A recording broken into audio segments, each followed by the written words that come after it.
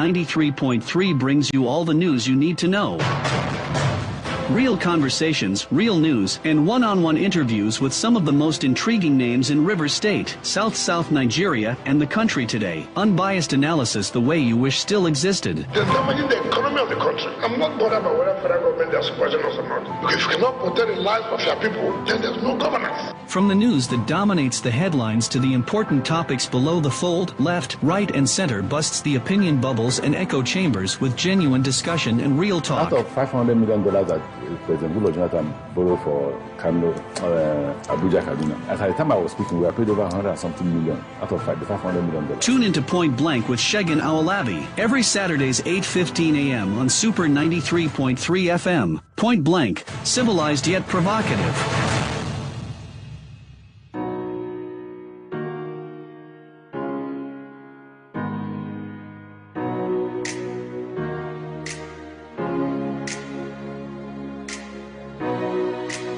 Hello and good morning to you. This is Super 93.3 FM Port Harcourt, and it's another Saturday. And always Saturdays, we bring to you Point Blank. Point Blank is a news and current affairs program as on the station Super FM. And Point Blank, what we do is interview news stories, human angle stories, and also we'll bring you all these stories point blankly. Of course, talking to those who matter, bringing them to the studio, having a deep discourse and analysis of all of these stories, making the headlines nationally, South Nigeria, and in River State. Once again, thank you so much for joining us, and welcome to Point Blank Saturday. My name is Shegun Awolabi. Now, don't forget, you can be part of all of our discussion this morning. You can watch us live. We're live on Facebook on Super 93.3 FM. And we're live on Twitter. On Twitter, it is Super FM 933.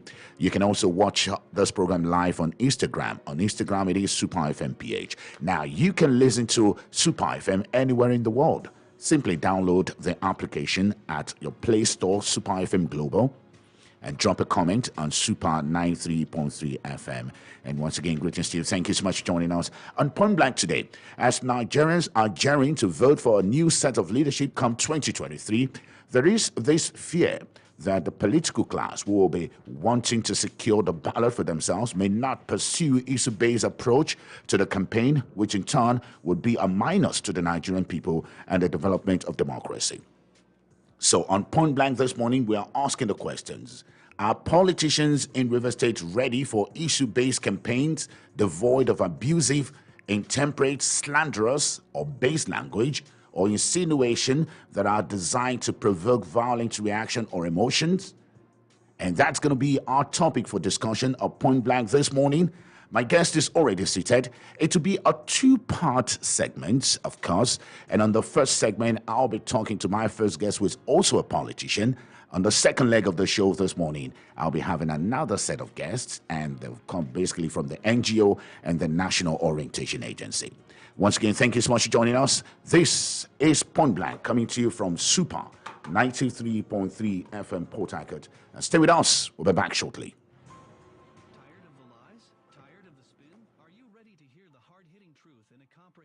Conservative and principled fashion? Point Blank on Super FM 93.3 brings you all the news you need to know.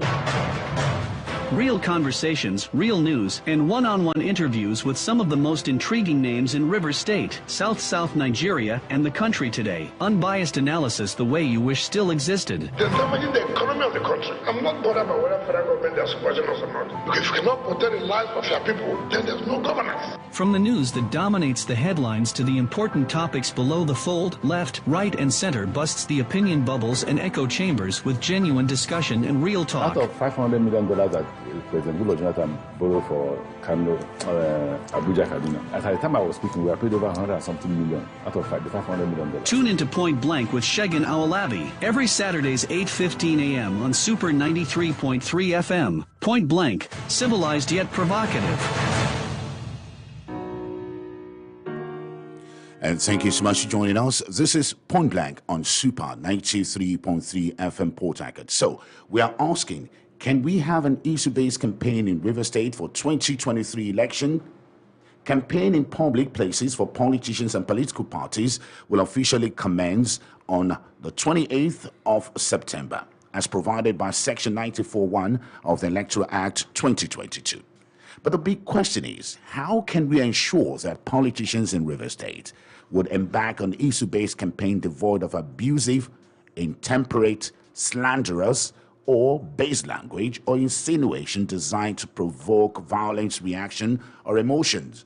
How can we rein these politicians in to ensure that they tell Rivers people what they want to do and not embark on some form of abusive comment?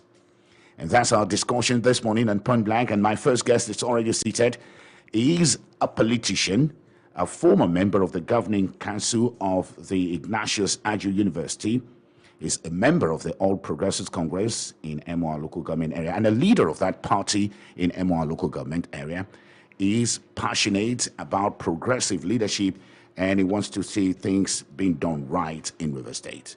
And my first guest in the studio to have this first of discussion, of course, we're going to be having many other participants join us later on. My first guest today is Godwin Iranuse.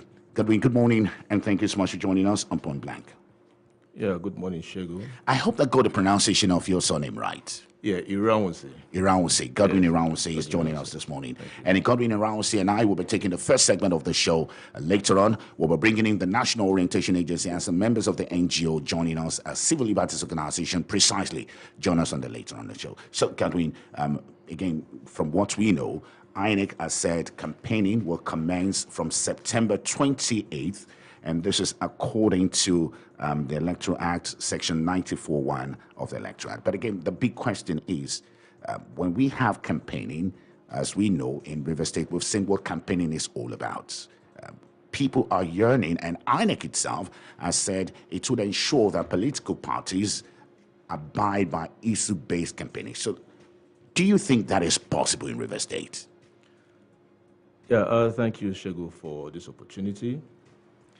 To answer your question directly, yes, I think that it is possible to have issue-based campaigns in Rivers State as we prepare for the general elections in 2023. As you rightly captured in your presentation, there is sufficient provision in the Electoral Act that prescribes the ethics and manner at which political campaigns should be conducted. Of course,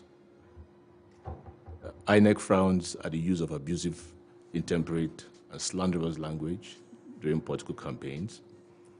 And I believe that the responsibility of ensuring that these provisions of the Act are not breached lies on the political actors themselves, the political leadership of our state. But I have my fears. I have my fears and concerns, Shegu. But I know that if we are committed to it as political actors in Rivers State, we can achieve it. But Shegu, like I said earlier on, I have my fears and my concerns. And you know, these fears and concerns are very, very critical because you see, Section 92 of the Electoral Act makes it mandatory that a political campaign or slogan shall not be tainted with abusive language directly or indirectly and likely to injure religious, ethnic, tribal, or sectional feelings. And this is very critical. You are a politician, and that's the reason why we are speaking to you on that. And of course, you belong to the All Progressives Congress. Rivers State, you've witnessed elections in Rivers State in several years. Yeah, I mean, every 4 years we've seen elections. Politicians in Rivers State seems to be caught out for, well, if you would like it, intemperate comments. We've seen some happen in the last couple of days, even though many of them are hidden under the tonga of PVC sensitization. Again, so how can we make people like you, people like your members in the APC, rein in and begin to talk intelligently?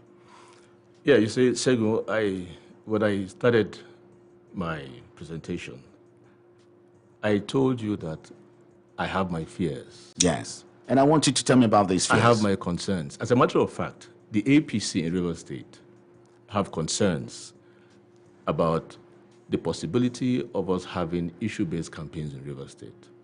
And one of the reasons why I say we have our fears is this. In recent times, we have seen the use of very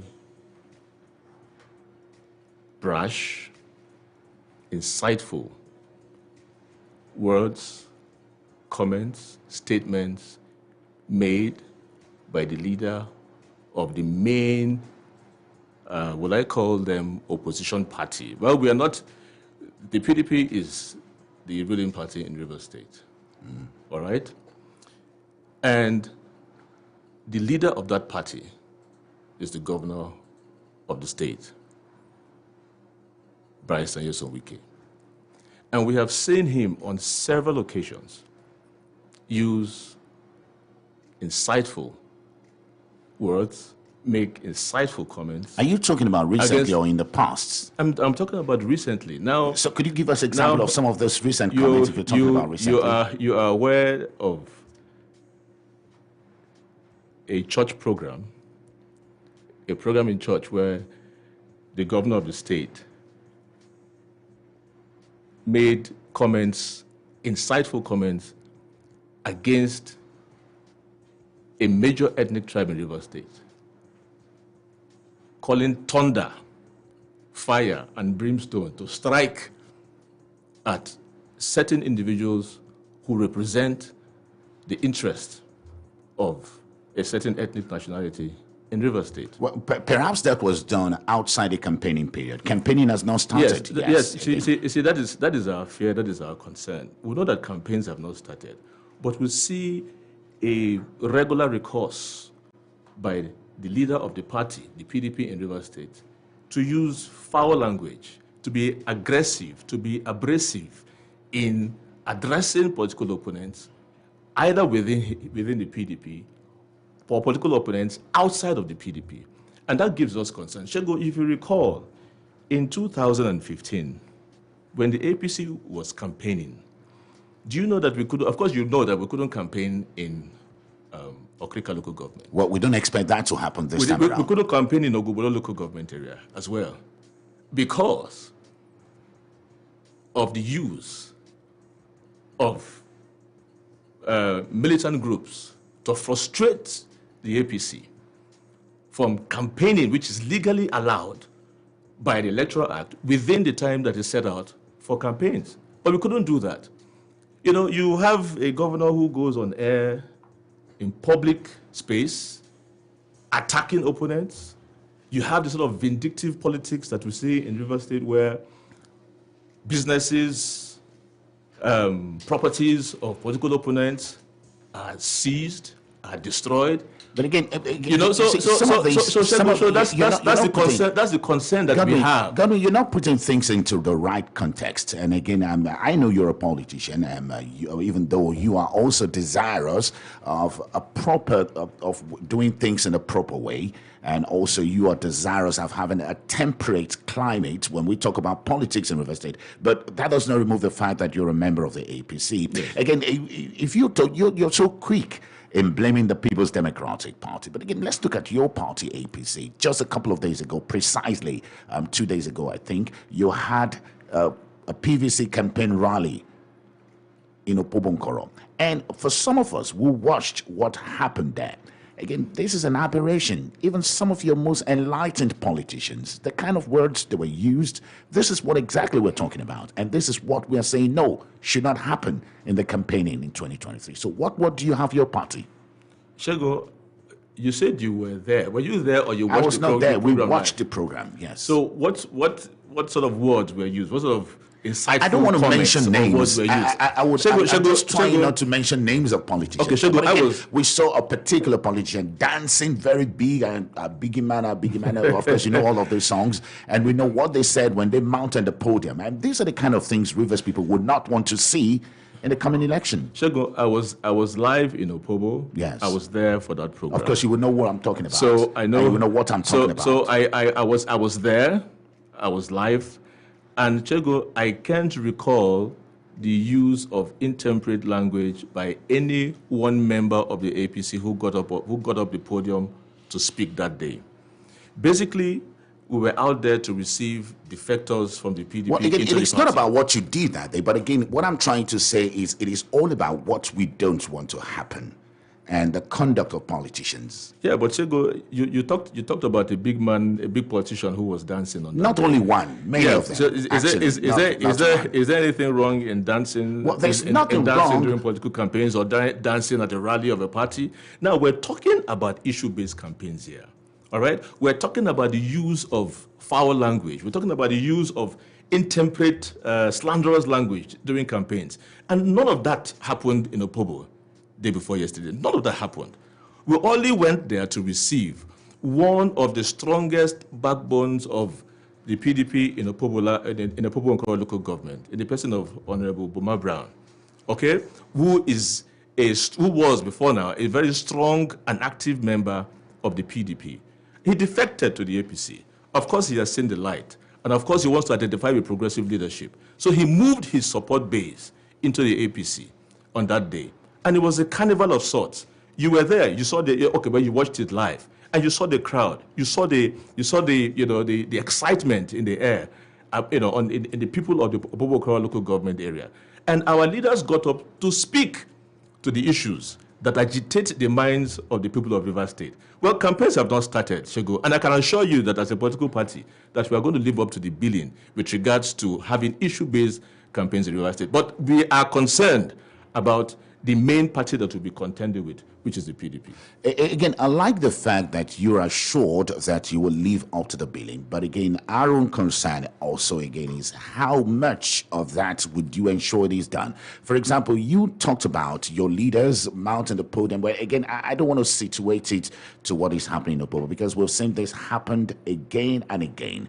When you begin to respond and you begin to use innuendos, and these innuendos are likely to provoke comments or responses from the other parties. So again, for you as a politician, you said, yes, you would try to leave, but how do we make sure that this happens? Well, Shegu, you know the leader of our party in Rivers State, the Right Honorable Rotimi Chibike Amechi. You know that he's a fine gentleman. You know that is a man who conducts himself responsibly and respectfully in public. You know our standard bearer, Architect Tonye Cole, a global business personality, a successful businessman, a pastor, a God-fearing individual. Now, you've heard him speak. You've heard him talk to the public on several occasions. You can see his candor. You can see the personality that he radiates. His countenance when he addresses people. He's not somebody who would denigrate himself, to run foul of the electoral provisions on campaigns when it comes to, political campaigns and the use of language and derogatory language and all that. So if we have these individuals as our torchbearers, all right, in our political party, it necessarily follows that all of us who rally around them, who believe in them, must conduct ourselves in a way and manner that aligns to their philosophies, to their antecedents, and to all that they represent as individuals. So for us in the APC, you can rest assured that when the campaigns actually start, we are going to center on the issues. And indeed, Shegu, there are a lot of issues to talk about. There are a lot of issues to canvass, in this political season as we move towards the elections. There are a lot of things that have gone wrong in Rivers State, a lot of things that agitate the minds of Rivers people. And I hope that in the course of this conversation, we're actually going to talk about those issues. You're going to give time for us to discuss Definitely, these issues. we'll be looking at all of that. But again, you said one thing that you are afraid. That, again, I know that sometimes politicians will say the reason why they're doing this is because of what the opponent said. For example, we've had comments like, we have destabilized the APC structure in Rivers State. And again, we have what APC is also saying. So are you trying to say that if your other contenders or your other political parties in this campaign would say some things brash, you may have to, come up and reply, not minding what you just said about your leaders? Well, Shegu, it is laughable sometimes when we hear the governor make such comments. Yes, we heard. Which of the comments are you referring to now? The one you just talked about. Well, I didn't say the governor. The governor said so. Well, but he was the one that said so. He said that he is pulling down the structures of the APC in the South-South geopolitical zone, and particularly in Rivers State. And perhaps maybe the reason why he's made that comment is because of the defections of some of our political leaders, who have left the APC for PDP and some other political parties.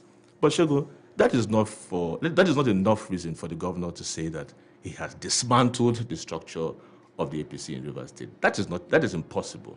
Now let me tell you something, Shego. How it works. Let me use my local government as an example. First of all... So you tell us a local government, MO, am I correct? Yes, my local government is a local government. Now, political parties are well structured. You have organs of the party recognized by the constitution of the APC. You also have structures of the party that are not recognized or captured by the constitution, but are in place for effective management of the party. All right? Now, we have our state caucus. We have our local government caucus. We have 14 wards in my local government area. And these 14 wards have caucuses. Down to the units, or rather down to the chapters. My ward is Ward 7, and we have 5 chapters in my ward. Now, every chapter has a caucus as well. Now, when you go down the line, you have the units that also have caucuses or ESCOs, as the case may be. Shego, all of these structures are intact. That 1 or 2 persons have left the party. You call them 1 or 2. These are big names, not necessarily small boys as you're trying to paint them. Shego, just if you allow me, I will address that. Now, in my LGA, we have about 2 persons who have left the APC to the PDP. And as quickly as they moved, they were replaced with equally capable hands who have the capacity to provide leadership in those wards that they represent. Now, Shego, a few persons have left, I agree. A few big names have left, I agree. But how many persons did they move with? Have you bothered to ask that question? How many persons did they move with? And remember, Shego, even as we have lost a few of our leaders, we have also gained so much, as it were, from the PDP. And a lot more persons are going to defect from other political parties, especially the PDP, into the APC in the course of time. Recall Michael West. Shego, I don't know if you know Honorable Michael West, who was a former member of the House of Assembly from Akoga local government area. Reverend Alabob Francis from Ogubolo local government area.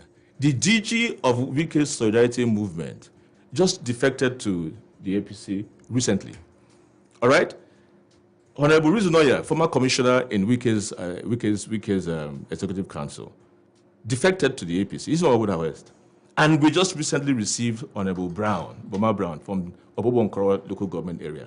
Brown moved with over 400 of his supporters, depleting the PDP base in the Obobonkoro local government.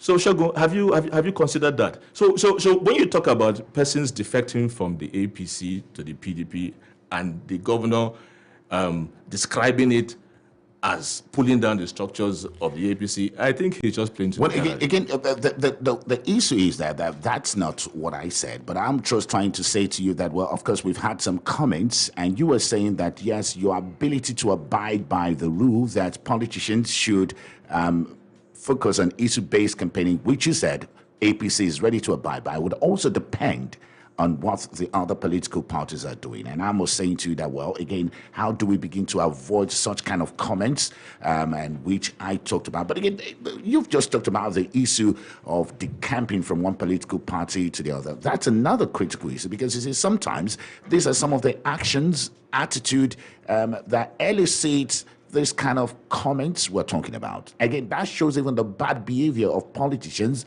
absence of ideology, which we're beginning to see in your party.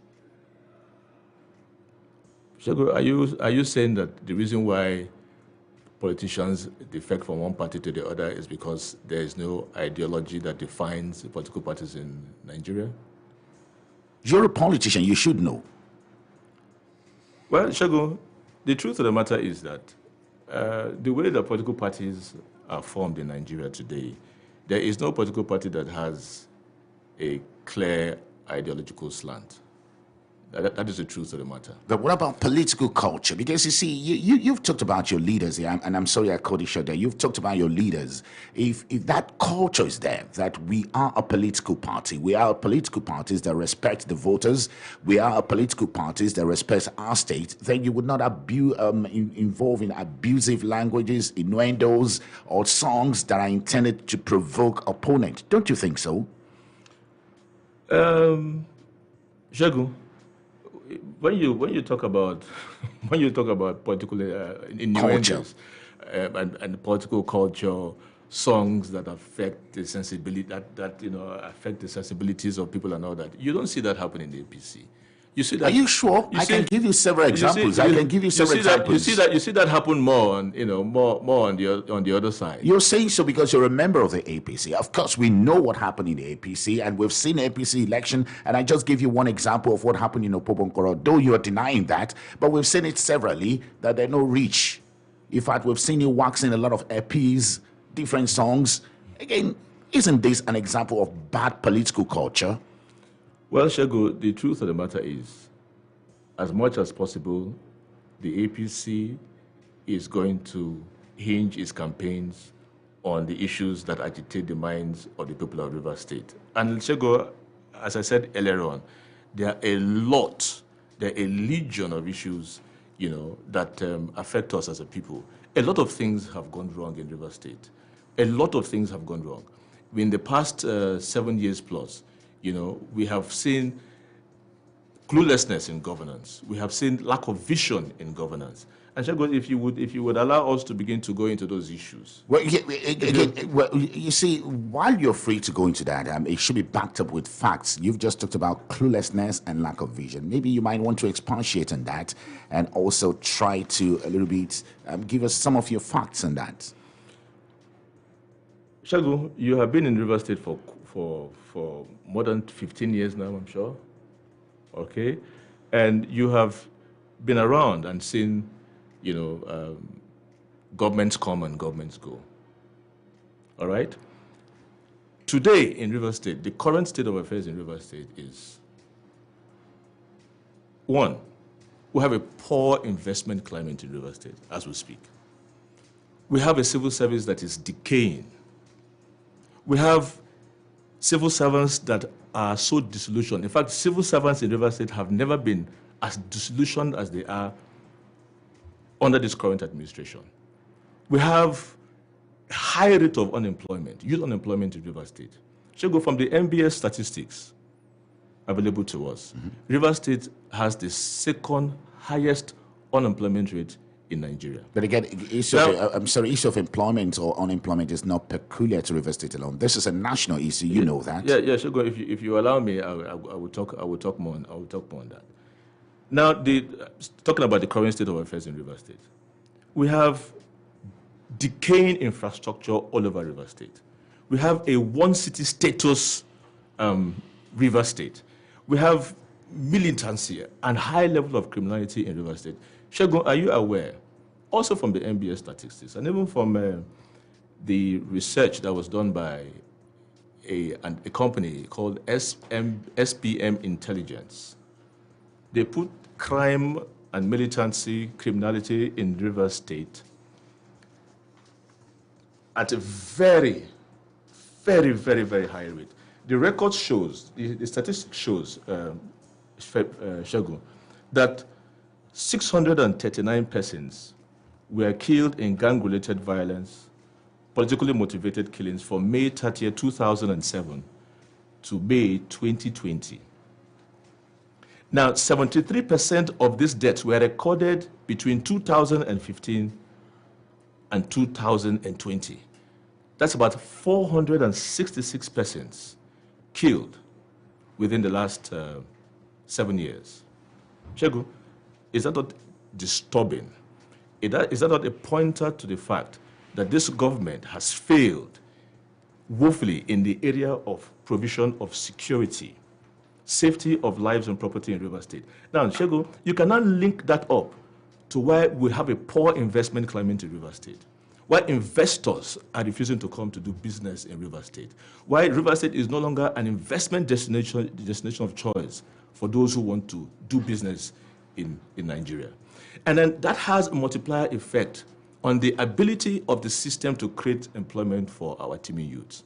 Now, Shegun, you are in Rivers State. Is there any policy of government that you are aware of this PDP government, of the Nyesom Wike-led government, that addresses concerns in agriculture? Is there any policy of government that addresses issues of mass housing? Is there any policy of government that addresses the issue of transportation? Is there a system in place that encourages public-private partnership in the funding of public infrastructure? Can you find these issues? Now, Shego, there was a time in Rivers State, especially under the administration of Right Honorable Rotimi Chibuike-Amechi. Summits, when summits were conducted, we had summits on agriculture, we had summit on education, we had summit on transportation, we had summit on health, we had summit on different components of the economy of Rivers State. We had resource persons from the academia, we had presidents of developed countries of the world, we had people from all walks of life who came in from outside of this country, Europe, America, South America, who came and talked to our people on the way forward in those particular areas, in those particular sectors, shared their experiences with us in those particular sectors. And at the end of this summit, a communique was read and papers put together to form a working document for government. Now, Shegun, the question that we should ask ourselves is, what has happened to those provisions? What has happened to those proposals that would drive development and change the narrative so in Rivers State? If I may come in at this point, again, you have painted statistics, you've given us some of your points, well, beautiful as they may sound, even though some of your conclusion may not necessarily be so. But again, my point is, how is your party providing solution to all of these? In your discourse, in your communique, how can you begin to look at all of these issues and tell Rivers State about the solution to them, not necessarily using foul languages, not necessarily using base languages, not necessarily using abusive language? For example, you've just said now, while I allow you to speak, that this present government has failed woefully. That, again, may not be totally correct, because when you begin to use this choice of words, you are beginning to anger those who feel you're wrong. So how can we begin to be temperate, moderating our comments with relevant statistics, with relevant facts? That's the issue here. Shego, the white man says that the truth is bitter. And that's a fact. Now, I happen to have been the secretary of the APC policy formulation committee of the party in 2018. Secretary, APC Formulation Committee, 2018. And our responsibility was to put together the policy framework that would define the policies of government, of the APC government in 2019. But unfortunately, that didn't happen. So I can tell you for free, Shego, some of the things that the APC government would have done differently if we had the opportunity of being in government today. Do you know that it is a critical point, a critical policy of the All Progressives Congress, especially anchored by Architect Tony Deleko, to grow the IGRO of Rivers State from what it was when we left office in 2015 to between 35 to 40 billion naira in 15 years, in 20 years. Shegun, when Tinubu was governor of Lagos State, the IGR of Lagos State was about 600 million naira. Today, the IGR of Lagos State is in excess of 50 billion. What happened? what has happened to our IGR between 2015 and 2022. What effort has government made to increase that? But you may not know. You may not know because if I may just come in, because it is a conversation we are having here now. Yeah. If I may just come in there, because you see, one of the things you've just told us that is the intention. Though we're not campaigning, but you're not telling us the how. And that is the point we are trying to say here. You should tell the people the how. You just said, okay, this is what we want to do. How are you going to do it? I mean, talk is cheap. And you can say any cheap thing. You can even tell us how you can convert moon to sun, but how? And that's what we're talking about here. And again, you are right here in the studio. What we're thinking is we think rivers first, not necessarily being partisan. But again, we're looking at how to ensure that we have a temperate discourse. We have moderation in our communication. No use of innuendos, dances that are designed to provocate, comments that are designed to be insultive. That's what we're talking about. So when you're coming up with facts, you should come up with facts that are accurate. Shego, if you would allow me. Yes, now, when Rotimi Chibuike was governor of Rivers State, our IGR was about 2 billion naira monthly, 2.5 billion naira monthly, thereabout. He moved it, before he left office, he moved it to 12 billion. What happened? You see, I'm talking about a trajectory of growth now under an APC-led government. Now, he moved it from 2.5 billion to 12 billion. Now, if APC had been fortunate to produce government in 2000, to form government in 2015 up until now, the plan was to move the IGR to about 30 billion naira monthly. Now, I cannot begin to speak for the PDP government why they have not been able to do that. But I'm telling you that as a member, as secretary of the APC policy committee, this was critical in the plan that we had as a government for the people of Rivers State. Shego, I talked about mass housing here. We have seen a situation where a lot of money has been invested in the building of houses for judges, in the building of the houses for House of Assembly members. But the government has no plan for the rest of the people of Rivers State. There's no policy, there's no plan for mass housing. And this is something that agitates us in the APC. It's something that Toyoko is passionate about to deliver to the people of Rivers State. You see, this is not a campaigning, and I want us to be very, very coordinated here because we don't intend to make it a campaigning. But you asked me the question. You asked me the question, so I'm providing answers to your question. Very well, and that's quite correct as well. But again, we need to understand that when the campaigning period comes, the questions will be deep. But again, we are asking that, look, in all of these, in all of your communication, how can we begin to have a temperate kind of communication? Even if you have to criticize your opponent, you criticize your opponent with facts and statistics, not necessarily have gap information, and these are the things we're talking about. If you're tuning, you're listening to Point Blank, and Point Blank is coming to you from Super 93.3 FM. It's a two-leg affair this morning, and we're looking at the big issue. The Independent National Electoral Commission has said it is mandatory for political parties to ensure that abusive languages or direct or indirect likely inclusion of religion, ethnic, tribal, or sectional feelings that may hurt opponent are not employed in the 2023 election, according to Section 92 of the Electoral Act, which made it mandatory that all political parties or slogan of political parties shall not be tainted with abusive language, and therefore abusive, intemperate, slanderous, or base language or insinuations that are designed or likely to provoke violence shall not be encouraged in the coming election. And we're asking, how is this possible in Rivers State? How can we make this possible? And I'm speaking to Godwin Ramsey, who is a politician, is a member of the APC. And I'm asking him from the perspective of the APC, is this possible? And he said, yes, it is possible. However, he has fears, and he has been speaking to us on some of his fears. Now, we'll just take one or two calls on our telephone line, 070-5079-1021 and 081-171-31021.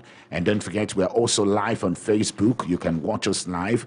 And if you've downloaded Super FM app, You can listen live from anywhere in the world. So the question is it possible to have a moderate, temperate, and a campaign devoid of abuse or innuendos that are insinuations that are designed to provoke reactions or emotion? Is that possible in Rivers State? Hello, good morning, and thank you so much for joining us. This is Point Blank. Hello, good morning. Good morning, sir. And good morning to your guest in the studio. Good morning. My name is Kennedy Friday, and I'm calling from GRA in Port Harcourt. Kennedy, good morning, and thank you for joining us. Let me start by commending your guest here in the studio for contributing to having a toxic-free campaign and political advocacy in Rivers State. That is the way forward.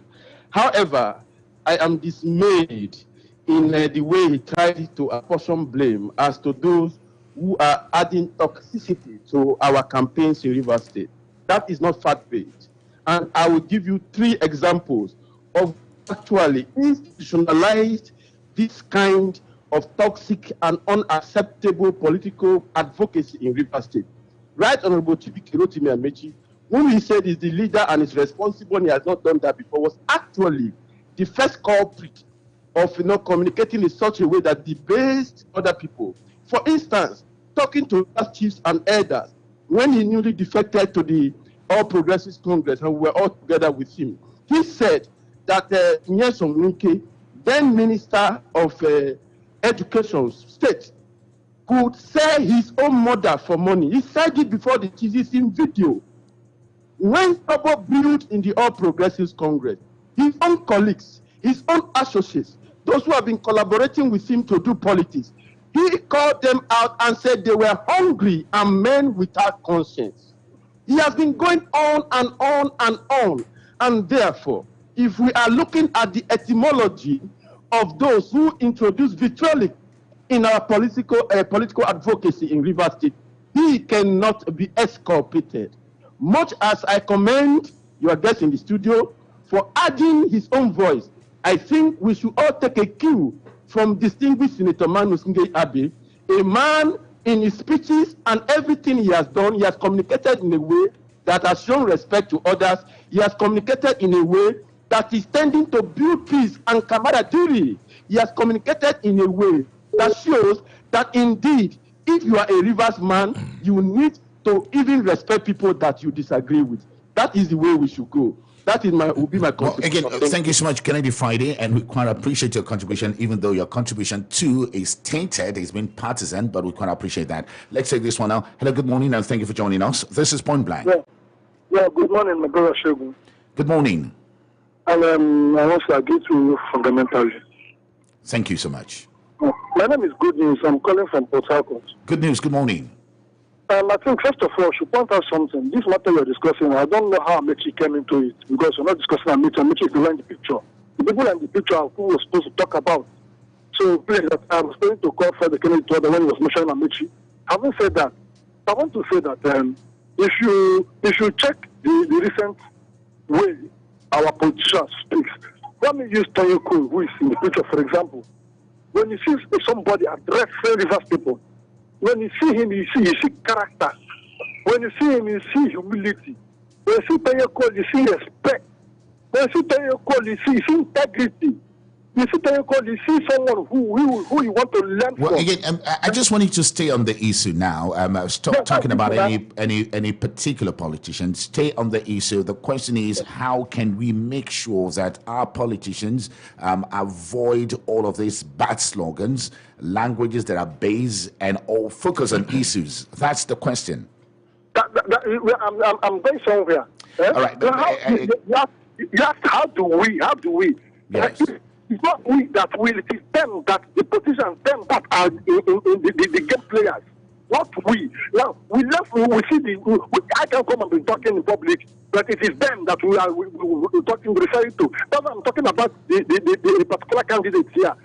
Talking about how people speak. Fantastic again. Well, thank you so much. We need to be very careful of realizing that we're not campaigning yet. I'll take another call now. We need to avoid propaganda and we need to avoid apportioning blame. And let's stay on the issue. Let's take this one. Good morning and thank you for joining us. This is Point Blank. Shegun Owola. Oh, Pastor Shegun Owolabi. All right. Good morning, sir. Yeah, my name is J.A.J. and I'm calling you from Port Harcourt. I greet your guest in the studio. Thank you, J.J. Your guest is like his emphasis is on housing projects, right? And I want to speak on that too, even though I think, like you rightly told him, he has not been able to raise issues.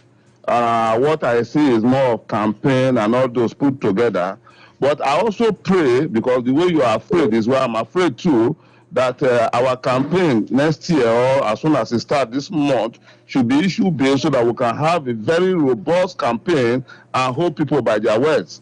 I also remember that when Celestine Omeha, was governor of Rivers State, even though the Supreme Court didn't recognize him right now, he talked about building some 6,000 housing units along the Origwe. I don't know if you know Origwe area, after Rumodara on your left, as if you're going towards Eneka area.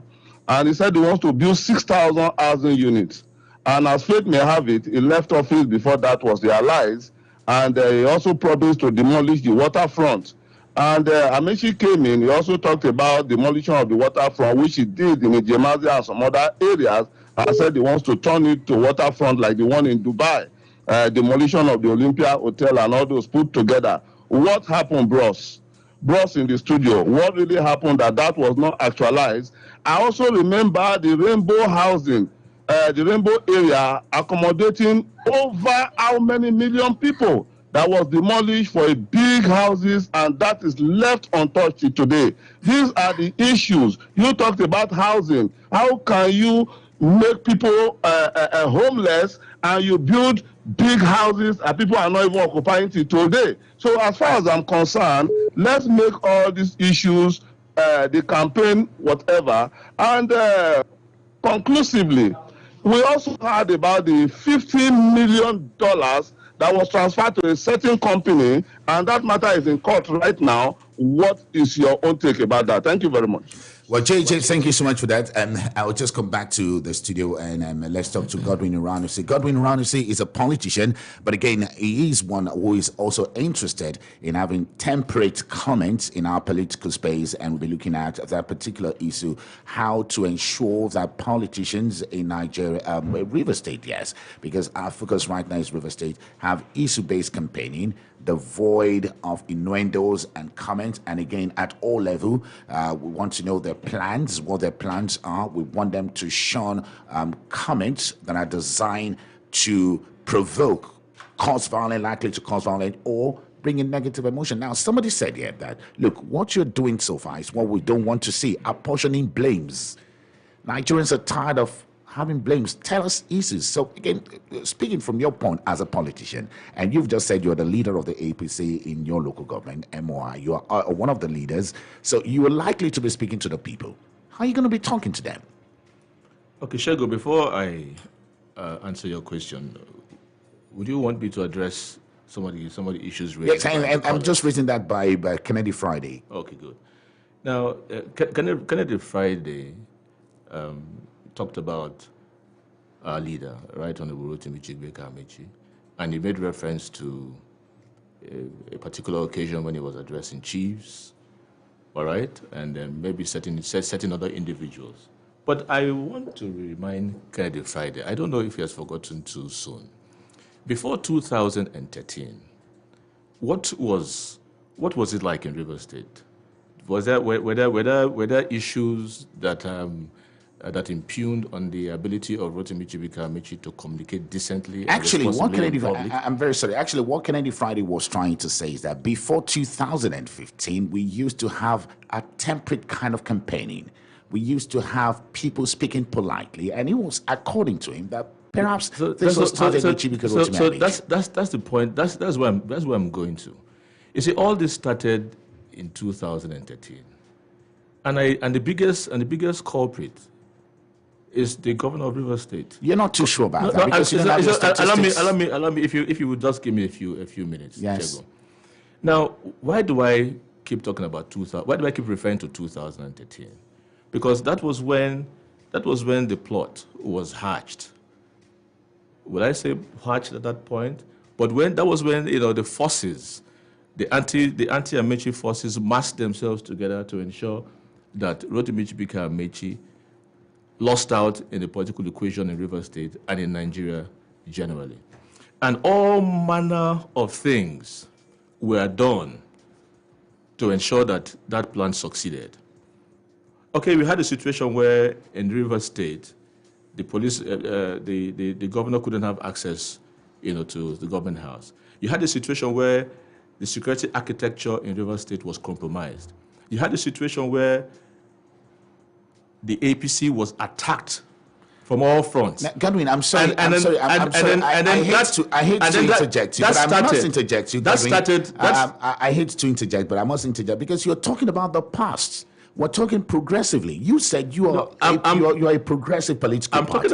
I'm talking about progressively now. I'm talking about progressively. I'm talking about the genesis. The genesis of this problem and how it has snowballed to this point. Is it possible that you embark on campaign without attributing blames, forget about what this other person has done? Why don't you just focus on the issue?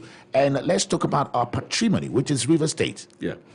Well Shagu, I said it earlier on that it is very possible for us to have campaigns devoid of mudslinging, and direct attack on the personality of individuals. But like I said, my fear is in the other political party. Having said that, Shagu, one of the callers who called in, was talking about our standard bearer, architect Tony Cole, but you cut him short while he was talking. And said, look at the man Tony Cole, his personality. The reason why I do that, because it's not about campaigning, and we're not talking about a particular political party, but we're looking about a particular issue here.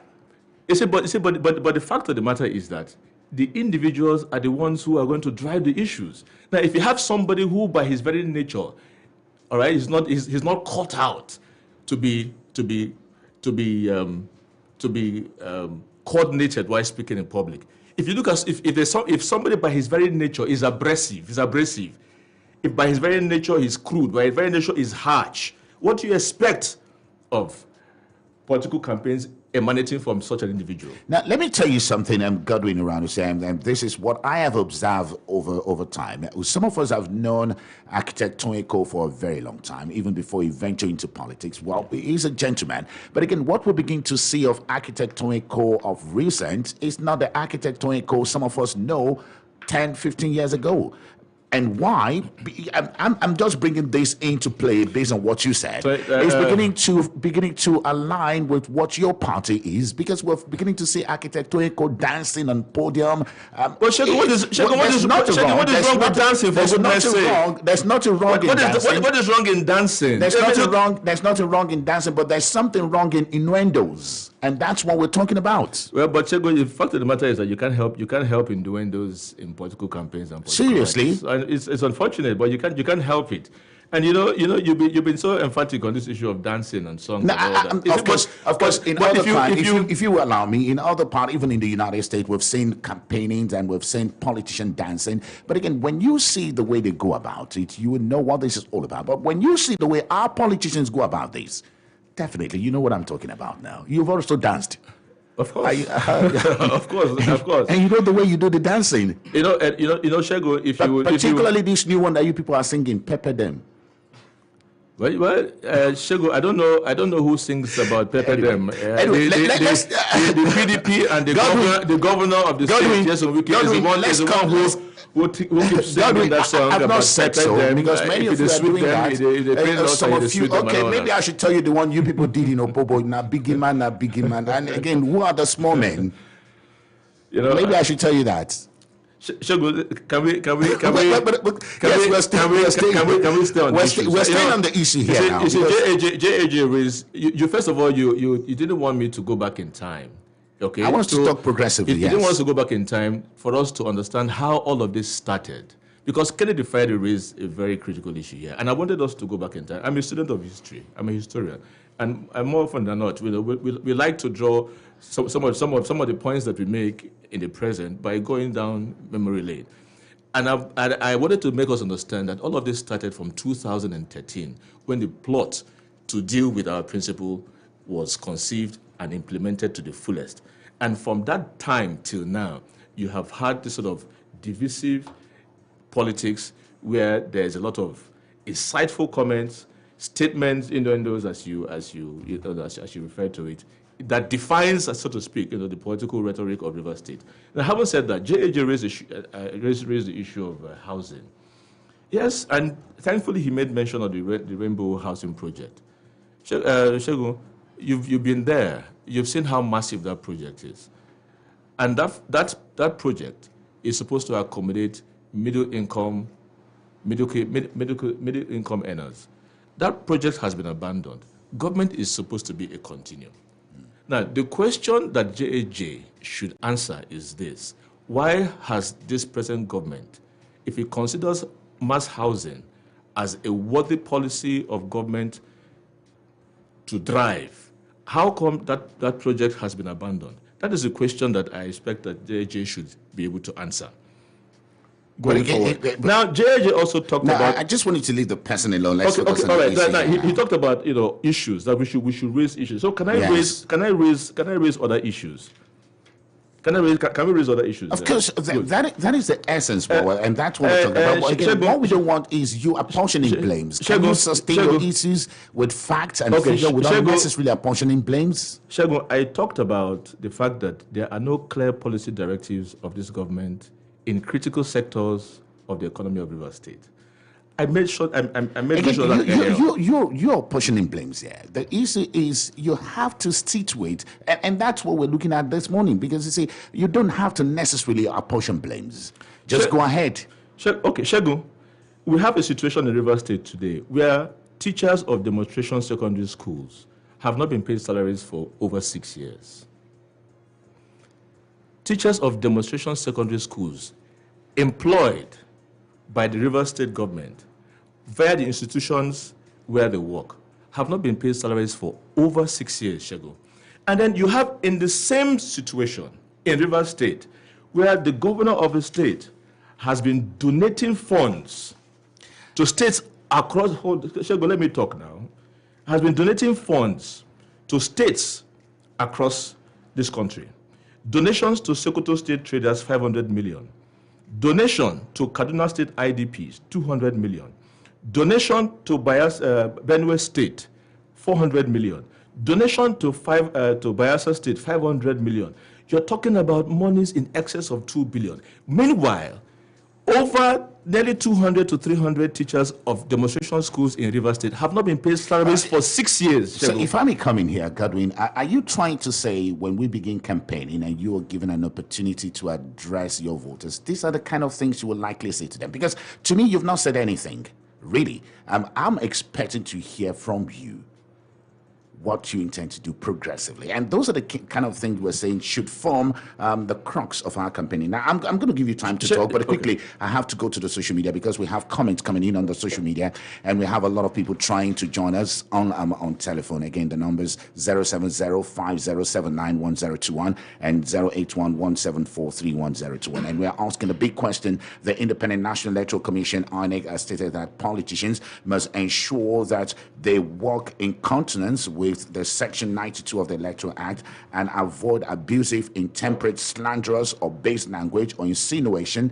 nor innuendos designed to likely provoke violence, reaction, or emotional reaction in the political campaigning, which is about to start September 28th. We'll have campaigning start. And we are asking politicians, how is it possible for them to do this in Rivers State? How can the electorate make them do that? Again, the politicians themselves, do they really understand what we mean by issue-based campaigning without apportioning blames, without using slanderous words or abusive languages or base languages? And I'm speaking to a politician here who is a member of the APC and a former member of the governing board of the Ignatius Agi University. He's a leader of the APC in MOR, Godwin Ramsey. And we still have 5 minutes on this segment of the show before we go to other part of the show. Now, quickly to comments coming in on our Facebook page. The man in the studio is not answering your question rightly. And that is from David Ilotpu. Another one here, Joseph Owens. The guest in the studio just stated the fact that Rivers State Governor under Amici had transparent employment while Wike is busy employing his brother. Again, that's your thinking. Kola Magnus, good morning, Pastor Shegun. Having an issue-based campaign in River State is very possible. Firstly, the candidate must have something to offer. Secondly, it takes candidates with intelligent knowledge and needs of the people living, doing business in the state to stand boldly to tell Rivers people what affects them and how it's going to tackle it. They have said well, and amongst candidates presently, various political parties, you mentioned a particular candidate whom I would not want to mention in the studio.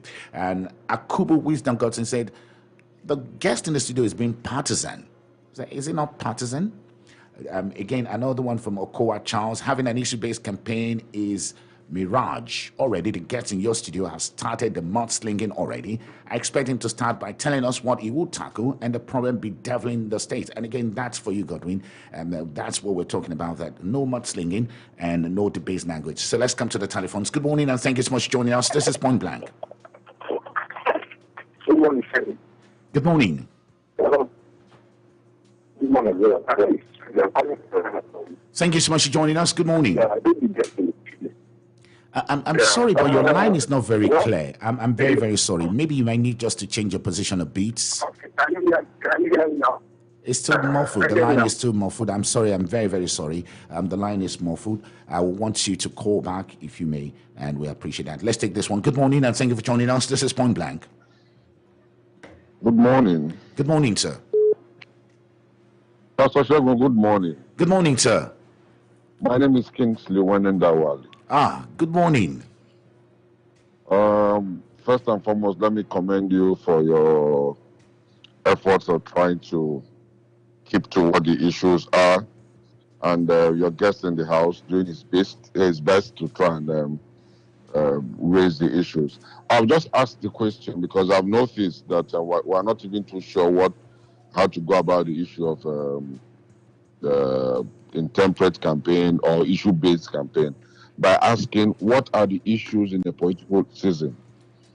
In my thinking, I want to believe that you can't talk about issue-based campaign without talking about housing challenges, without talking about infrastructural challenges, without talking about education, without talking about jobs and all of those.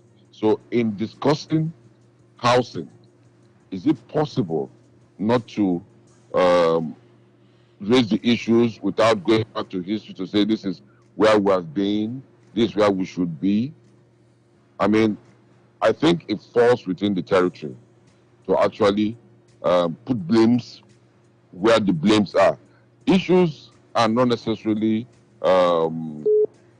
combative if somebody is asked to take responsibility for actions he's supposed to. Because if, as a governor, the senator, you are supposed to have you have signed a social contract with the people.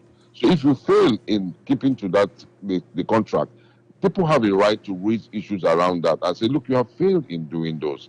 So if somebody says that the housing program is non-existent, if somebody says there are no roads, if somebody says there are no bridges, if somebody says that the health facilities are down, those are the core issues in my thinking. I may be wrong, but I think that those are the issues that should be discussed, the failures of government and the successes of government.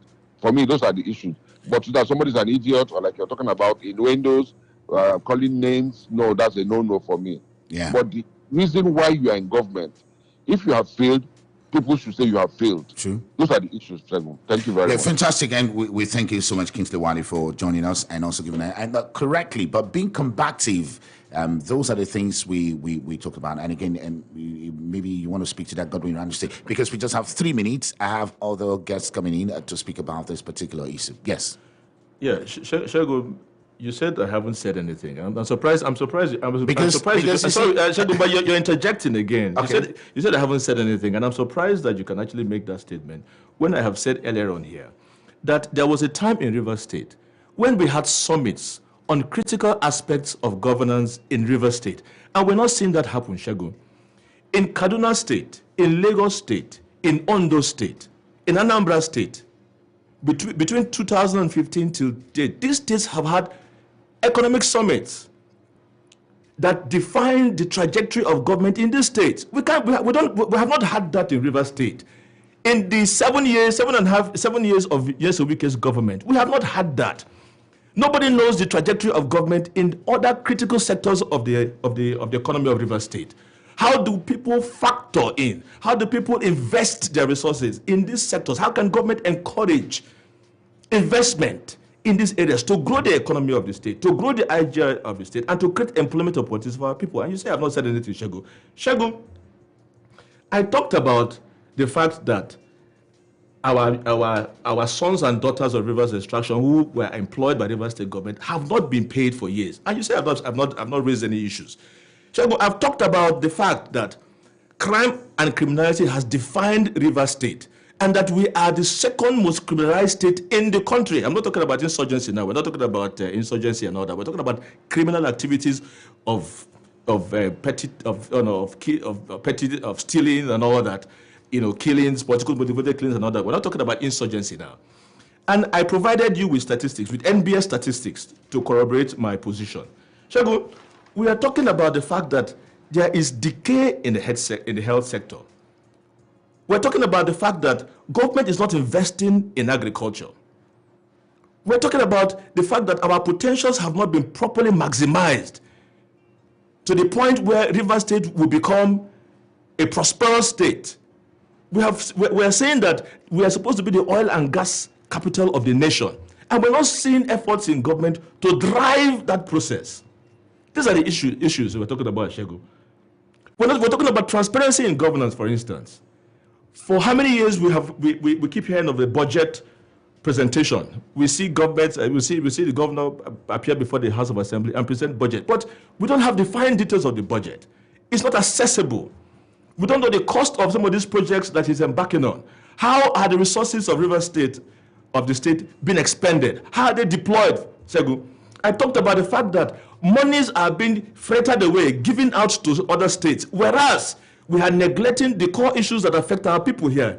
Shegu, hold on, Shegu, because you allow me to talk so I can make sense, because you've accused me of not making sense, Shegu. So allow me. Against us, we just need to wrap this up. I just need to come in so that we can wrap this up. But again, maybe I just. Shegu, let me make this one last point. Okay, please go ahead. This one last point. You see, Cayman talked about this in his telephone conversation. Yes. You see, you cannot isolate the issues of governance from some of the things that are playing out in Rivers State, some of the things that we see in Rivers State. All right? It is in public space, that over 20 billion naira, we cannot prove that, but it's there in the public space already, that 20 billion naira was spent on a presidential ambition by the governor of Rivers State. 20 billion naira in pursuit of that presidential ambition, from the time that it was hatched to when it was executed and how it failed. 20 billion naira of our commonwealth was dedicated to this project, whereas we have a lot of things that we need to do as a state. Now, these are some of the things that should agitate our minds, Shegu. Okay. Godwin, I really love to take him on other issues, and I love the way you've made your point again. But again, the focus of the discourse is how can we begin to make politicians focus on issues? And you've told us some of the things that you think are wrong. My view is we don't necessarily need to apportion blames, but to think progressively. But again, a fantastic presentation you've made this morning, and I quite appreciate you coming to join us.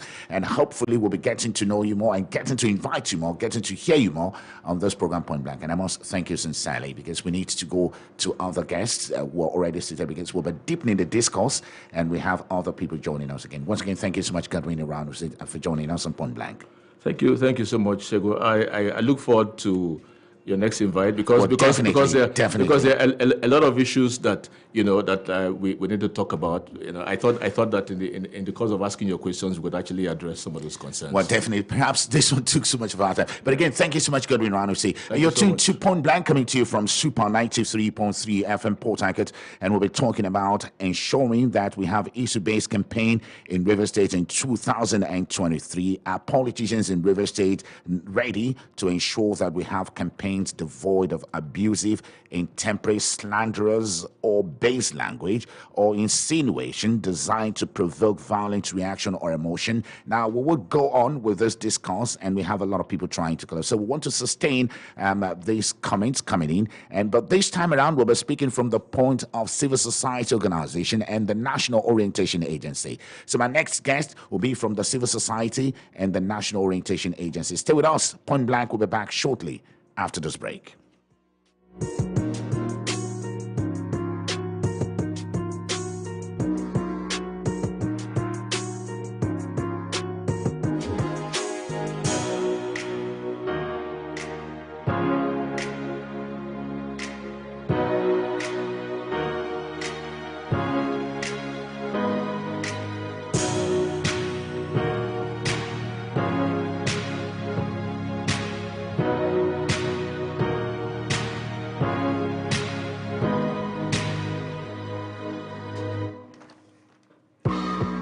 So thank you once again. This is Point Blank coming to you from Super 93.3 FM Port Harcourt, and we're still looking at the big issue this morning, 28th September. Campaigning are expected to commence, and the national and of course the Independent National Electoral Commission (INEC) has stated that it will not allow for political parties to involve themselves in acts that are designed to cause violence. According to Section 92 of the Electoral Act, it makes it mandatory that political campaigns or slogans should not be tainted with abusive languages, directly or indirectly likely to injure or religious, ethnic, and tribal sections or sentiments of the people. Therefore, campaigning should be devoid of abusive, intemperate, slanderous, or base language. And meanwhile, and again, INEC has warned that it may prosecute political parties. But again, the question we're asking is, how can we make this possible in Rivers State? I have another set of guests joining us right now, and again, we'll be entertaining all calls on this. The State Director, National Orientation Agency, Rivers State, Young Ayotamino, is joining us. Hello, good morning, sir. Thank you so much for joining us on Point Blank. Good morning. Thank you for the opportunity to be here. And from the civil society, we have the Public Relations Officer of the Civil Liberties Organization, CLO, Sunny Dada. Sunny Dada, good morning, and thank you for joining us. Good morning, Shegun, and good morning to Rivers people. So again, gentlemen, I believe you've been listening to a politician, and the last guest was is a politician, and he's been speaking from the point of view of the politician. And he has spoken concerning his own political party. He said, yes, for his political party, they are ready to focus on issue-based campaign. But he fears, and the fear is, what about the other political parties and what is likely to come from the other political parties? Let me come to Sunny Dada. Sunny Dada, this is what Rivers people need at this time, issue-based. But again, what are your fears, and relating it to what the last politician said? Yeah, once again, good morning. I share in his fears. If you recall, CLO has raised several alarms on these issues. As a matter of fact, we have started beating the war drums. And within the last 2-3 years, we have recorded some of these challenges in terms of our electioneering language, electioneering communication. And in fact, recently we have even documented some of the conflict triggers that are present in the electioneering discourse as we have them. I have divided them across parties, especially the two major political parties. In terms of conflict language that we have recorded, we have heard use of phrases like thunder fire them or thunder fire you. We have heard statements like I am in charge, come and campaign here, let me see. We have also heard war songs, and this is across board, you know, war songs in political gathering. We have also heard statements like brick and mortar governance, statements like our husband has gone mad again. Somebody using Olaro Timi's book to describe, you know, a governor, or a high-profile politician. I want us to stay on the issues. I want us to avoid mentioning names, which is crucial. Yeah, so that we don't make it personal issues. Then we have also seen symbols in their communication. Symbols like use of ethnicity, using maybe the size of your ethnic nationality, you know, to make a point, such as Obiakpo has 600,000 registered voters or 600,000 electoral votes. If I have Obiakpo, I know that I have the state. What do you call it? They are now playing ethnic politics. That is referring to recent movements from across political divides, especially from Opopo in Koro Aziz, where you have many politicians, you know, moving from Opopo to a particular direction, to a particular political party, and you hear narratives like, ethnic politics they won't play, we will show them, you know, after 2023, we will show them how to play ethnic politics. Then songs like Pepe Dem, A Biggie Man, you know, these are songs that, drives, or they are triggers. We call, in conflict language, we call them triggers. Things that could, trigger conflict, trigger violence, and all of that. So we have noted all of this, and we are already embarking on our Political Enlightenment Committee is already, we are commencing engagement, constructive engagement with political parties, and part of our intention is to put these things before them, let them see, let them know that Rivers people are documenting what is going on. So that you don't just come on air and say things like we're in a society where there is no rule of law, in a society where you can't be held accountable for things you say, so that they will also know that they have to be careful. There are individuals and institutions and organizations that are documenting what they are saying. The essence is to ensure that at the end of the day, we have a violent-free electioneering process. Usually, the election cycle has 3 windows. So we're in the first window now, which is the pre-election cycle, pre-election window, then the election itself, then the post-election window. So we are aware that usually in the pre-election window, you have very, very combative languages, assertive languages. You see political actors being very combative in their nature and all of that. Thankfully, if you look at the candidates that have emerged so far from across the political parties, thankfully, we can't link them to any violent antecedents. However, we are worried.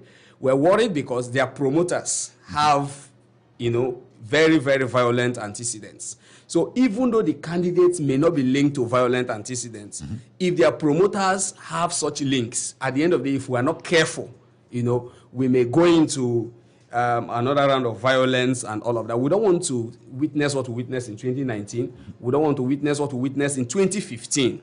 We also don't want to witness I heard the conversation that earlier took place. Your last speaker said this thing started from 2013. No, we have been following politics since 1999. Between 1999 and 2007, we witnessed very major political assassinations in this state, and we don't want to go back, to that era. Late Mashahare was assassinated, in the build-up to the 2003 election. Chief A.K. Dikibo was assassinated. I can go on and on. So that is what we want to avoid. Then in 2015, we saw an expansion, a scale-up to political violence. In 2019, we also saw it. 2019, majorly by security agencies, security personnel, And we are watching, like I said, we are documenting these issues. And at the end of the day, we're going to engage all actors. Again, Senator, I will come to the National Orientation Agency, but again, if you begin to look at all of this, you've talked about the dancing, the songs. There's nothing wrong about dancing, and there's nothing wrong about singing in political campaigning. We've seen that even in advanced democracies. But again, the way we go about it and the way the masses themselves are calling for it, is this to show the mindset of the electorates here in Rivers State? Because they seem to be enjoying all of this. What you are talking about here is context.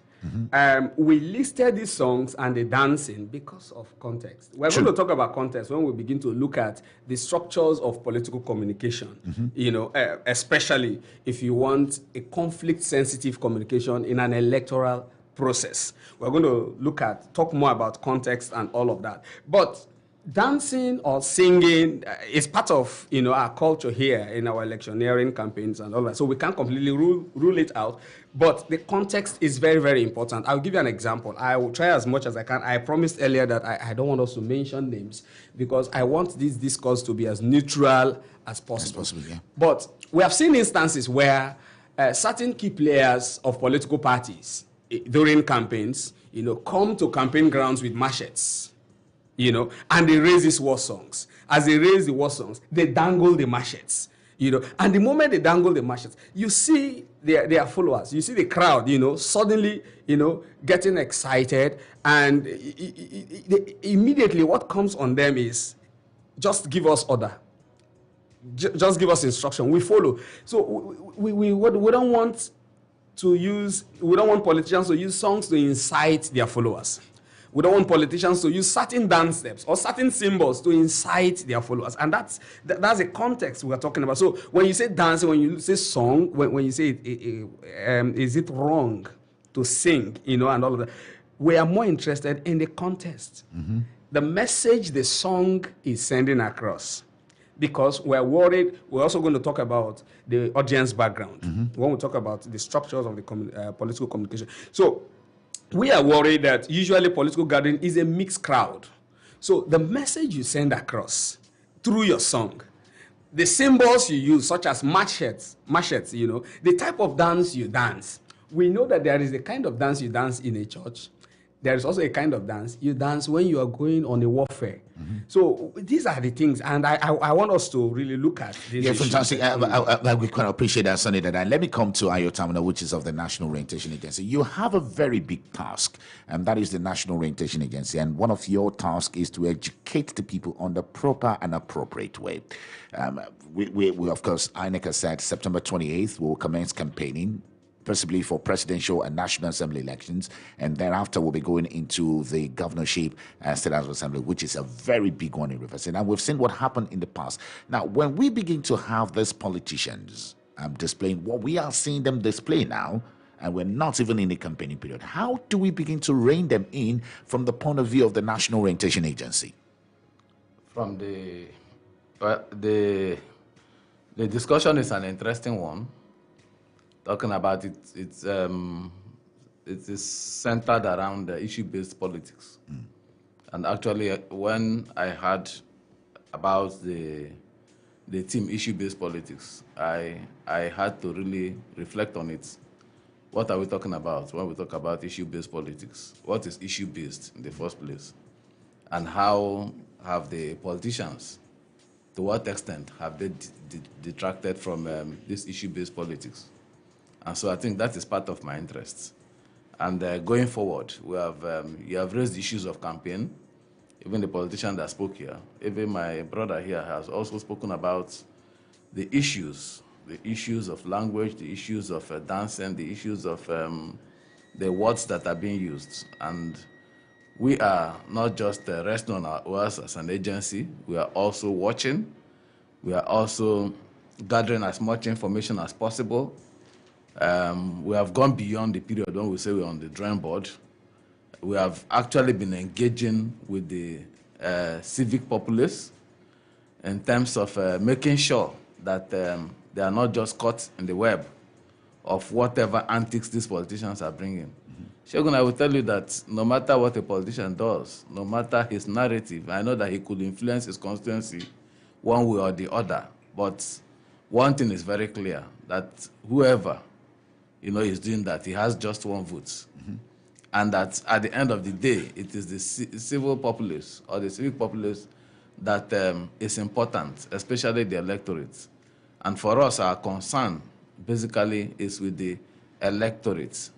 Yes, in as much as we are concerned with also those who are vying for one position or the other and how they are going about their campaign.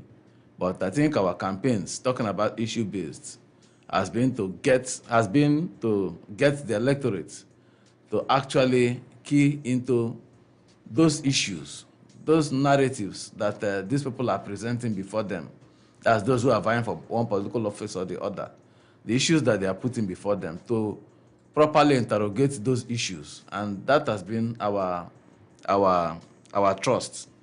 You will recall that there have been a lot of issues that had been generated in the last, in the last 6 months, starting with the primaries. The issues that we saw in the primaries, the issue, vote for cash, and all that is part of the narrative. Presently, our worry is that whatever came out of the primaries, the people that the primaries have thrown up, that is those who are the candidates that are thrown up, eventually are those people that the electorate have to actually vote. So there has been a limitation of the civic space in terms of those to vote. We can't run away from the fact that the entire political process, pre-election, like he said, which has started, that it was monetized. And these are some of the concerns, the issues of vote buying, vote selling. Those are issues that for us are very, very key on how to go about them, and ensuring that the interest of the electorate is not compromised. Well, fantastic. And I will still come back to you, but again, let me just come back to CLO again. But you have said something that is very, very critical, that if we take a look at some of the candidates of this political party, if we go through their background, yes, some of them have a very civil disposition. In fact, some of them, they're intelligent people, well-read, socially acceptable amongst all cadre of people. But again, some of the things they are beginning to display right now, is it all intended to move the people or to ensure that the people do not know what they have? For example, Kingsley Wale said something that it is not possible for you to talk about issue-based without faulting what the other people has done wrong. I'm talking about security and all of these issues.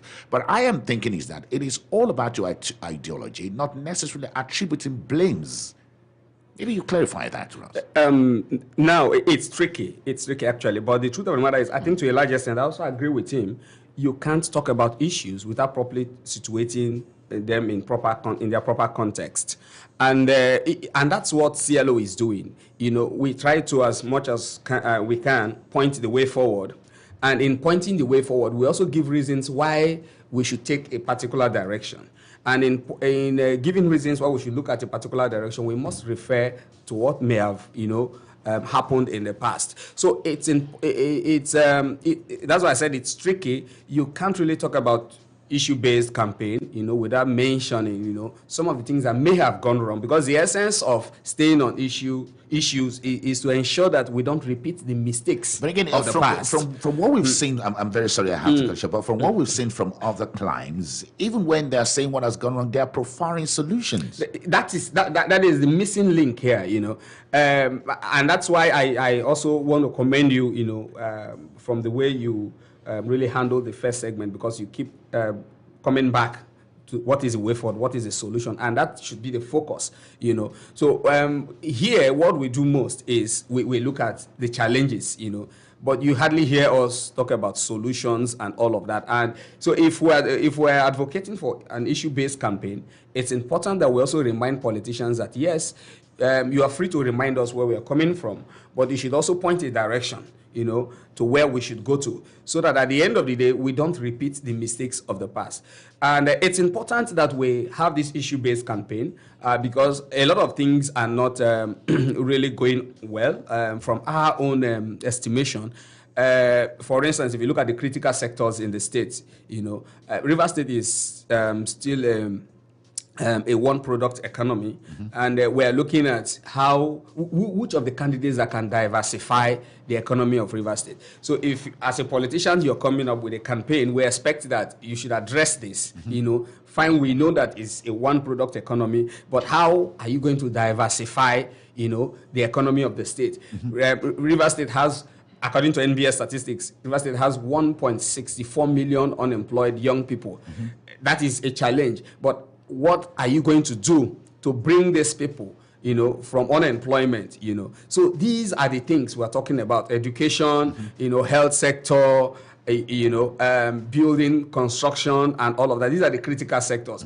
How are you going to improve, the Human Development Index in the state? These are the things we want to hear. How can you revive the moribund industries, to absorb, the army of profile youths into productive engagements and all of that? So issue-based campaign is very, very important, and it's we want to use this opportunity to call on politicians. They have still not released their manifestos, and we have made several calls. CLO has made several calls, and they want to use this opportunity to thank Super FM, because you have also been at the forefront. And most times when these statements are released, you are the first to usually break them on our behalf. So and a lot of politicians, keep telling us they're waiting for September 28th when the campaigns will start before they can unveil their manifestos. But we still think that it is already late. Where you have just 6 or 5 months now to the election. And by now, Rivers people ought to have, known who to vote for in terms of making decisions and all of that.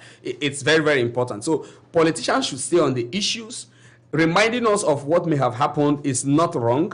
But even in reminding us, we should avoid the use of some of the languages that we have documented, because if you're correcting someone and you're using abusive language, you're using denigrating languages and all of that, the person may not necessarily listen to that correction and all of that. So we should be civil in our communication, even though it's important that we have to remind us or tell us where we're coming from and show us the direction of where we're going to. So the key word here is the use of civil, Fantastic. And that's a very good point you've raised there, which I'm going to ask the National Orientation Agency, because we need to respect the need for politicians to respect other politicians. And I will be coming to that. But quickly, let me go back to the telephone lines, because we have a whole lot of people that have been trying to join us. And we also have comments on our social media, and I will take time to read some of them. The numbers to call again, 707050791021 and 08117431021. Now, Independent National Electoral Commission has indicated the need for issue-based campaigning. And we're saying Rivers State, we know our state.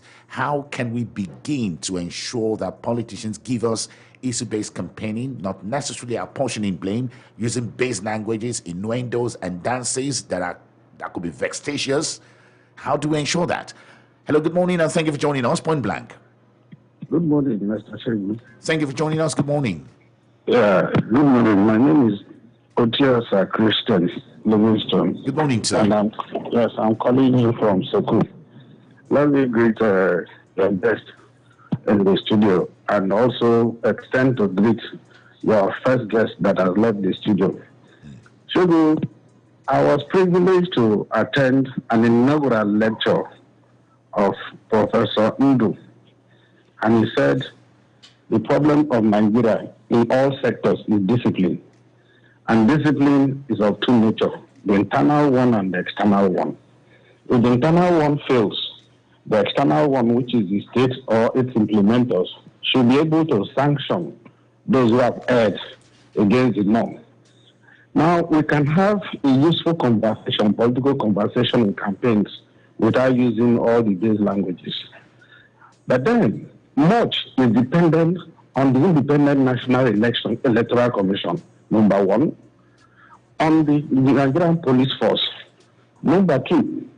Because if I say that Shegun does this, verbals very on factual claims, Shegun should be able to say, when he has the opportunity, that I didn't do this. Christian said that, yeah, I did this, but I did not do this. He has mentioned my name. The issues are two types. There are some you can discuss without mentioning somebody's name. When you talk about diversification of the economy, you may not necessarily mention somebody's name. But if you want to say that, look, somebody burnt the banana farms. Somebody said that he saw people, a politician, gathering with lecturers to rig election. And that if I come, I haven't accused the person does not come back to refute that thing with facts, then we are not helping matters. If they will say that students were abroad and somebody jeopardized their future by now planning a good exit, I will be able to. The historicity of issues in every sector, be it in medicine and all that, is necessary for prognosing the matter and profiling solution. Having said that, we should be able to also sit down and give the facts, the figures, and the solutions, not just mentioning the challenges. Now, why this is important is because if we don't mention, the person probably will not know where he went wrong. The masses who are being fed, the electorates who are being fed, will not also know. They will be carried away by the emotions, not knowing that the emotions amount to zero. Now, the national orientation person, they said that their emphasis is on the public voters. That may not be too correct, because the emphasis should be on the person who is feeding the public. The public will define, and the media will define the agenda, but who is feeding them with the violence? They come, no go green, you go green. Then, when posters are beginning to be torn, does the police keep one eye when party B poster is torn? Christian, I'm sorry, you just have to let it go. Listen. So the regulators must bite. Okay, thank you so much, Kingston. Thank you so much, Otiasa. We quite appreciate that. Let's take another one. Good morning, and thank you for joining us. Hello? Yes, good morning. I want to thank the last caller. Just 1 second, let me turn down the radio. Okay, your name, sir? Sorry, my name is Kingsley Wenendawali. Okay, Kingsley Wally, thank you so much. Your last caller, I owe him a bottle of whatever he drinks. And why do I say that? I have said this at all occasions. On every occasion I've had the opportunity of that. The problem with Nigeria essentially is not religion, it's not corruption really in the true sense of it, but the absence of consequence. Now, like he said, the gentleman from NOA, yes, I agree principally with most of the things he said, but the fact that he's shifting the focus on the people, that's okay. But what happens to the people who violate the laws of this country without care? He talked about INEC. I agree 100%. He talked about police. I agree 100%. For example, Shagun, you have been trying to moderate the views of your guest this morning about keeping a focus. We have not started campaigning. My dear brother, the Nigerian Bar Association invited politicians to come and meet, and politicians were on a national stage being watched by the international community, campaigning for votes long before the period for campaign. INEC did nothing. I'm not aware that INEC sent a letter to even warn them not to desist from such actions. If you listen to programs around it, watch TV every day, you will see politicians blatantly campaigning. INEC is not doing anything about it. The police is not doing anything about it. So that's why I said that the guy who just spoke now, I wish I could just know his name so that I can call him, to let him come and speak to Nigerian people, Rivers people. These are the issues. The INEC is laid back. The function of the INEC is not to conduct elections alone, but to sanction people who have violated the electoral guidelines and the laws of this country. And they're not doing all of that. The police will just sit down idly and do nothing when people violate the laws of this country. People use languages that are likely to cause the breach of peace. And the police does nothing. So for me, those are the issues, really. Yeah, fantastic. Those are the issues. Those are the core issues. Fantastic. We can't hold the people responsible. The people who are making these statements are the people who should be held accountable. Thank you. Thank you so much. And this is beautiful. We're just tying up a minute, but something that you and I have to agree because we need to expand this. But again, I will come to National. He has raised a very big issue here and says lack of consequences. But we also know that there are sections of the Electoral Act that is against this particular act we're talking about. Section 92, for example, it's very, very clear on it. So again, how do we begin to, just like you are doing, Sonny, that you're beginning to take records of some of these contexts, beginning to take record of some of these actions. But beyond that, how can we ensure that these politicians are penalized? Can civil society like yours sue them? Can you take them to court? Can you petition INEC on behalf of the people? Now, as a matter of fact, I also want to commend the caller who talks about institutional strengthening. What the best way to go about it is to amend the enabling law, setting up INEC. Most times we have put so much on the doorsteps of INEC, and we don't understand that INEC is overburdened, presently. And that is why INEC is also advocating for the setting up of an electoral offense commission. Yes. And if you look at that bill proper, INEC is not going to be directly in charge of prosecution, because oftentimes INEC, in our engagements with INEC, they tell us, look, we're overburdened. If you look at elections, I was at I monitored the last election in Uganda. I was in Uganda when the last election was done. About 4 or 5 agencies were responsible for that election. And a lot of takeaways, even though we can say their democratic, you can't compare their democratic experience to ours, but in terms of the structures in place, you could say that, okay, we can also decentralize some of the things, some of the responsibilities we have committed to INEC. So we need institutional, strengthening. We need to strengthen INEC to be able to prosecute. For instance, look at what happened in Osun. I also monitored the Osun election. Yeah. INEC admitted that, yes, they were vote buying. They saw a lot of persons buying and selling votes, but they couldn't prosecute. Rather, it was the EFCC that moved in and arrested some people, And that's because the enabling law does not categorically empower INEC to do some of these prosecutions. There was a prosecution they did in 2019. There was a professor they arrested in 2019 for electoral malpractice. It was just recently the professor was, INEC had judgment on the professor. So what we are saying is that for us to expect, if we must expect INEC or these institutions, to act, responsibly, we have to go back to the Justice Ways Commission, set up by late President Yar'Adua, who made far-reaching recommendations on how these institutions can be strengthened. In fact, if you look at those recommendations, this Electoral Offences Commission was part of that recommendation. Yes. And there was a recommendation that says the current appointive authority that appoints electoral commissioners should be taken away from the presidency to the National Judicial Commission. So if, for instance, if you appoint me, if I'm chairman of INEC or I'm an electoral commissioner in Rivers State, and I know that the person that appointed me is the president, and I go to the field and I'm seeing things that are in favor of the president, the man that appointed me, do you honestly think that I can move the way I should move? We have not evolved. The system, has not evolved to that kind of level where you can say, okay, look at America, for instance. Donald Trump is still being investigated till today.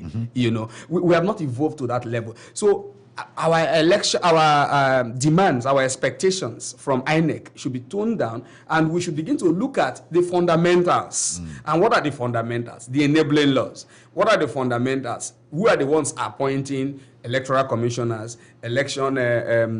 INEC chairman? Who are the people making these laws? The lawmakers. Fantastic. So we should begin to look at this person, not the commission. Fantastic. Now let me come to the National Orientation Agency. Unfortunately we just have about 2 minutes, and I just want you to try to put this in 2 minutes. The need for yes, I understand. The need for politicians to respect one another.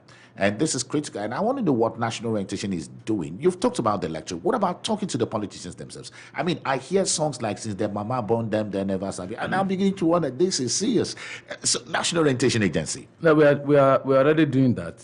Okay. Just like you mentioned, the political system, the electoral system is regulated. We are very conscious of the fact that it is regulated by a timetable.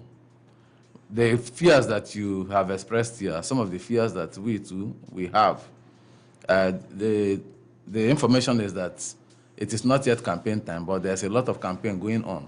Rallies are ongoing, movements are ongoing, all of them in the political space. And these are some of the things that we think should actually be regulated. Usually, the contact is with what they call the IPAC, Inter-Party Advisory Committee. And the Inter-Party Advisory Committee, the platform for meeting with them is usually INEC, and sometimes ISES, which is the Inter-Agency Election Security Committee. And very soon, as activities begin to kickstart, I know that we'll begin to have an interface with them. But on our part, just like I mentioned, I will still emphasize that for now, our priority is to get at the grassroots towards ensuring that the people, the electorate, particularly those at the grassroots, towards ensuring that nobody hoodwinks them. All the dancing, all the songs, all the name-calling, all the abusive words, whether you like it or not, politics is a game of interest, a game of intrigues. Politicians are using all kinds of subterfuge to get, the voters to their side. But from our own perspective, that is why it is important that we conscientize the electorate. Let them not just be carried away by what the politicians are doing. These are things that we have seen, the narratives of our own political system over the years.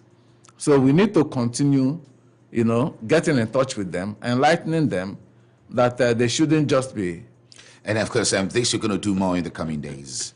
Yeah, this we'll do in the coming days. Just that, let me protest that that you have not given me enough time in this program. We will definitely bring you back, because you see, this is an issue that we will need to deep in. We will need to discuss this further. But again, I must thank you, National Orientation Agency, the State Director, National Orientation Agency, Ayo Terminal. We would have more forum to discuss this, and of course, we would even expand the discourse to bring in more members of civil society and even the politician and even the candidate of the political party. But again, I must also say a big thank you to CLO Sonny Dada.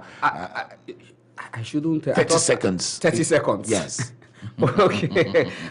The time is really very short. But let me use these 30 seconds to speak to campaign managers. Yes. Campaign managers and the people responsible for communication policies for these political candidates. It's very important that your communication policy should be sensitive to the structure of the audience, the structure of the content, that is the messaging, be sensitive to the environmental dynamics. You know, where we begin to talk about context and all of that, I thought we would have time to discuss all of this. Of course, I did say we'll bring it back again, but I'm sorry, we just have to go at this point. We will always we bring all of them back, because this is something big we're just starting. And thank you so much, CLO. Thank you so much, National Orientation Agency. And also big thanks to all those who've called to contribute to this. This is by no means the end of this particular topic. We will further the discourse, and we'll be bringing in more stakeholders. It's Point Blank this Saturday. Join us next week. Good morning.